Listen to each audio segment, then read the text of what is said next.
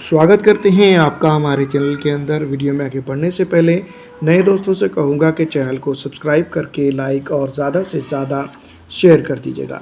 दोस्तों मैं आपको बता दूँ कि जैसा कि आप जानती ही होंगे,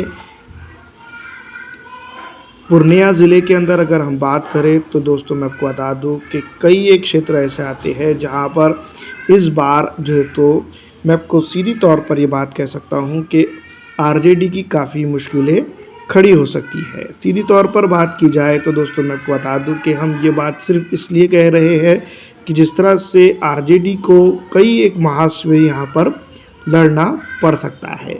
वही अगर हम बात करें पिछड़ा दलित आरक्षित समाज की, तो आरजेडी से दूर जाता हुआ नज़र आ रहा है। सीमांचल के अंदर पूर्णिया एक बहुत ही इम्पोर्टेंट रखने वाला ज़िला है, या फिर हम यूँ भी कह सकते हैं कि पूर्णिया डिवीज़न के अंदर खुद पूर्णिया एक बहुत ही बेहतरीन और इम्पॉर्टेंट रखने वाला है। जिसमें आमोर की अगर बात की जाए तो आमोर के अंदर अख्तरुल ईमान साहब ने कांग्रेस पार्टी को हराकर ये विधानसभा क्षेत्र के ऊपर कब्जा जमाया था और डेवलपमेंट के नाम पर काफ़ी कुछ जो है तो उन्होंने यहाँ किया है।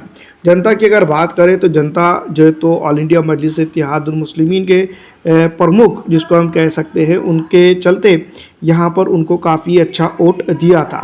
वहीं अगर हम बात करें जिसको हम कह सकते हैं 22 के अंदर, जो ऑल इंडिया मजलिस इत्तेहादुल मुस्लिमीन के प्रत्याशी के तौर पर चुनाव जीतकर तो ज़रूर आते हैं, लेकिन बाद में दोस्तों मैं आपको बता दूँ कि MIM को छोड़कर आरजेडी के अंदर जो तो चले जाते हैं।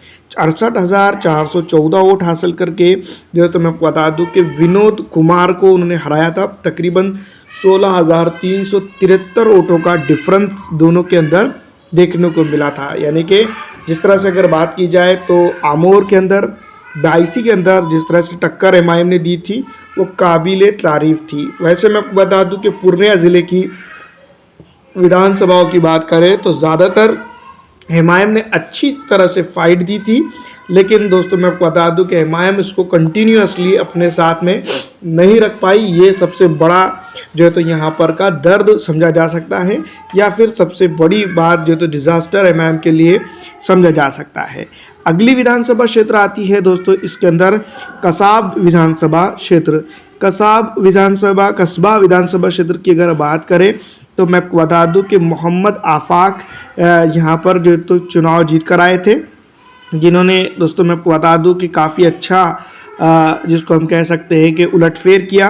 और दोस्तों जैसा कि जनता की अगर बात की जाए तो जनता के बीच में अपनी जो है तो मौजूदगी दर्ज कराई और जीत के बल पर जो है तो उन्होंने तरक्की भी इस इलाके काफ़ी हद तक करने की कोशिश की है। और यूँ भी हम कह सकते हैं कि पूर्णिया के अंदर ये जो कस्बा विधानसभा क्षेत्र है, कस्बा के अंदर उन्होंने उनका जो हैंड रहा है वो काबिले तारीफ़ रहा है। तो तमाम तर चीज़ें हैं जिसको लेकर जो तो मैं आपको बता दूं कि कई अन्य लोग जो तो अलग अलग बातें करते हैं, लेकिन इस विधानसभा क्षेत्र के ऊपर कस्बा के अंदर अगर हम बात करें तो काफ़ी कुछ उलटफेर इस बार हुआ है। और काफ़ी हद तक के डेवलपमेंट की बात अगर की जाए तो यहाँ पर उस तरह का ही डेवलपमेंट देखने को मिला है जिस तरह से जो तो कोशिश की जाने के बाद होता है। तो फिलहाल दोस्तों मैं आपको बता दूं कि ये अपने आप में बहुत बड़ी बात है। बनमाखी विधानसभा क्षेत्र आता है पूर्णिया के अंदर, जिसमें मैं आपको बता दूं कि आरजेडी यानी कि महागठबंधन के प्रत्याशी ने जीत दर्ज करने में कामयाब हुए थे। उपेंद्र शर्मा आरजेडी के, जिन्होंने 65,851 वोट हासिल किए थे, जो मैं आपको बता दूं कि अपने आप में काफ़ी बड़ा जिसको हम कह सकते हैं कि बड़ा उलटफेर हो सकता है। या फिर यूँ भी कहा जाए तो बनमाखी के अंदर सीधा मुकाबला NDA वर्सेस BJP रहा था। जिस तरह से जो ज़मीनी हकीकत है वो हम समझ सकते हैं। कई एक जगहों पर दोस्तों मैं बता दूं कि फ़िलहाल आरजेडी जो है तो अपना वर्चस्व इन इलाकों में खोते हुए नज़र आ रही है। इसी तरह के हालात रहते हैं तो आने वाले दिनों के अंदर बनमाखी के अंदर भी आरजेडी को बड़ा और तगड़ा नुकसान जो है तो देखना या झेलना पड़ सकता है। वैसे मैं आपको बता दूं कि पूर्णिया ज़िले के अंदर 7 विधानसभा क्षेत्र आते हैं, लेकिन जिस तरह से डेवलपमेंट होना चाहिए था तो गिने चुने इलाकों के अंदर जो है तो डेवलपमेंट हुआ है, उस तरह से दोस्तों डेवलपमेंट नहीं हुआ है। जहां पर जो है तो जनता ये सोच रही थी कि लगातार जो है तो उनके इलाके में डेवलपमेंट आएगा, आरजेडी आएंगी या जनता दल यूनाइटेड आएगा, कोई भी आएगा, लेकिन उस तरह का डेवलपमेंट यहाँ पर देखने को नहीं मिला है। एक विधानसभा क्षेत्र आता है इस इलाके में दमदहा विधानसभा क्षेत्र। लेसी सिंह दोस्तों मैं आपको बता दूं कि यहाँ पर चुनाव आरजेडी और दोनों के बीच में काफ़ी जो है तो अच्छा मुकाबला देखने को मिला था। जनता दल यहाँ पर जीती है, 57,057 वोट हासिल करती है। ये अपने आप में एक बड़ा जो है तो जिसको हम कह सकते हैं कि उलटफेर या फिर जो है तो इसकी बड़ी पकड़, राजनीतिक पकड़ जिसको हम कह सकते हैं, वो यहाँ पर देखने को मिली। तो कई एक चीज़ें हैं जिसको हम जो है तो मैं आपको बता दूं कि इस विधानसभा क्षेत्र के ऊपर, दमदहा विधानसभा क्षेत्र के ऊपर देखी और समझी जा सकती है। पिछड़ा, दलित, आरक्षित, मुस्लिम और कई अन्य समाज है जो मैं आपको बता दूं कि आरजेडी से कटता हुआ जा रहा है। आरजेडी से कटकर जो है तो एमआईएम के खाते में ये इलाके में जो है तो जाता हुआ नज़र आ रहा है। तो कहीं ना कहीं ये बात हम ज़रूर कह सकते हैं कि यहाँ पर जिस तरह से जो है तो जनता की अगर बात की जाए तो जनता सीधी तौर पर जो है तो आरजेडी को नकारती हुई नज़र आ रही है और एमआईएम की तरफ जो है तो एक हद तक के उसका जो है तो रुझान दिखाई दे रहा है। और इसी तरह से अगर रुझान बढ़ता है एमआईएम की तरफ तो यहाँ पर आने वाले दिनों के अंदर नुकसान सीधी तौर पर अगर हम बात करें तो आरजेडी यानी कि जनता दल यूनाइटेड को या फिर आरजेडी को भी हो सकता है। रूपावली विधानसभा क्षेत्र आता है दोस्तों, मैं आपको बता दूं कि पूर्णिया के अंदर एकमात्र बहुत बड़ा क्षेत्र है जहां पर मैं आपको बता दूं कि शंकर सिंह इंडिपेंडेंट प्रत्याशी के तौर पर चुनाव जीतने में कामयाब हुए थे। यहाँ पर उन्होंने 68,070 वोट हासिल किया था।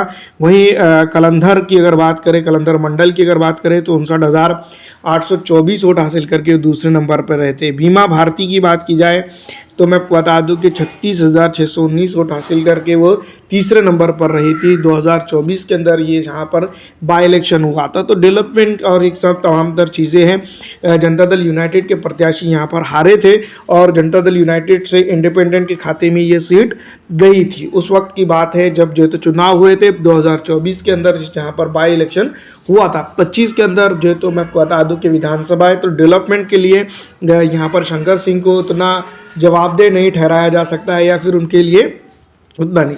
लेकिन इस विधानसभा क्षेत्र के भी वही मुद्दे हैं जो अन्य विधानसभा क्षेत्र के मुद्दे हैं, जहां पर भी दोस्तों मैं आपको बता दूं कि कहीं ना कहीं सीधा मुकाबला इस बार एमआईएम और आरजेडी के बीच में देखने को मिल सकता है। तो ये सबसे इम्पॉर्टेंट बात है कि यहाँ पर जिस तरह से मैं आपको बता दूं कि चुनावी मुद्दे हैं और कई अन्य चीज़ें हैं जिसको लेकर जो तो चर्चा चलती नज़र आ रही है। तो कहीं ना कहीं यहाँ पर दोस्तों मैं आपको बता दूं कि इस बार उलटफेर होगा। पूर्णिया एक बड़ी विधानसभा क्षेत्र आती है और सिटी की विधानसभा क्षेत्र आती है। विजय कुमार केमखा यहाँ पर जीत दर्ज करने में कामयाब होते हैं और पूर्णिया के अंदर दोस्तों मैं आपको बता दूं कि एक बड़ी जीत वो हासिल करते हैं। तो ये कहीं ना कहीं ये बात समझ सकते हैं कि यहाँ पर दोस्तों इस बार जो तो सीधा मुकाबला जो तो बीजेपी वर्सेस जो तो एआईएमआईएम हो सकता है, क्योंकि एआईएमआईएम जो तो यहाँ पर ताल ठोकने की बात ज़रूर कहते हुए नज़र आती है। तो ये जो चीज़ें हैं कहीं ना कहीं एमआईएम जो है तो अपने तरफ या फिर पूरी तरह से अपने तरफ ले जाने में सक्षम नज़र आ रही है और इस बार विधानसभा क्षेत्र में चुनाव जीतकर बिहार की पॉलिटिक्स में और राजनीतिक गलियारों में अपनी पकड़ और अपनी चमक छोड़ने का काम वो इस बार करते हुए दिखाई देंगी। तमाम तर चीज़ें हैं जो ऑल इंडिया मजलिस इत्तेहादुल मुस्लिमीन को इस विधानसभा क्षेत्र के ऊपर मजबूत बनाता है और इसी तरह से अगर हालात रहते हैं तो आने वाले दिनों के अंदर ऑल इंडिया मजलिस इत्तेहादुल मुस्लिमीन के लिए खुशगवार माहौल जो है तो बनता हुआ जो नज़र आ रहा है वो कहीं ना कहीं एमआईएम के फेवर में जाता हुआ नज़र आएगा। मुस्लिम, पिछड़ा, दलित, आरक्षित अन्य समाज के लोग भी उससे जुड़ते हुए नज़र आ रहे हैं।